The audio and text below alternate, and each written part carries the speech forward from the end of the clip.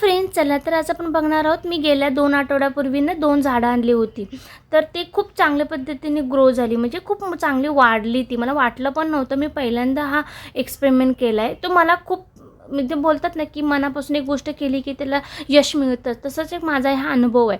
तर मी काय केलेलं, गेल्या मला आणलेली ना 2 झाडे, त्याची मी सकाळ संध्याकाळ पाणी टाकून किंवा खूप चांगली केअर घेतली. पण ती लगेच 2 आठवड्यात ना खूप वाढली. त्याच्यामुळे मला ना कुंड्या चेंज कराव्या लागल्या. म्हणजे ती झाडं छोटी होती म्हणून कुंड्या ओके होत्या. पण नंतर ती झाडं वाढली, त्याच्यामुळे मला कुंड्या ट्रान्सफर कराव्या लागल्या, म्हणजे मोठ्या याच्यामध्ये. त्याच्यानंतर मी काय केलं, नवीन काय कुंड्या आणली नाहीत.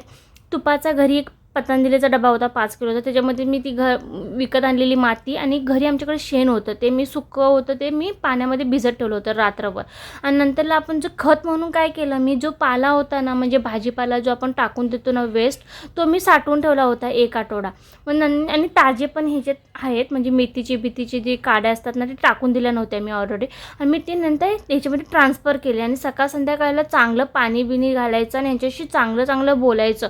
जसं आपण लहान मुलांना कसं की बोलण्यासाठी चांगले संस्कार देतो, वाढ, असं वाग तसं वाग, तसं ह्या झाडांना ना प्रेमाने वागवा, जेणेकरून ना छान अशी याची ग्रोथ होते. कारण माझा हा म्हणजे मी अनुभवलेला आहे म्हणून मी सांगते. एकदा नक्की ट्राय करून बघा. मला हा म्हणजे माझा हा आयुष्यातला पहिला अनुभव असेल. तो मला खूप असं बोलतात नाही की मनापासून कुठली गोष्ट केलेली ती वेस्ट जात नाही. एकदा नक्की ट्राय करून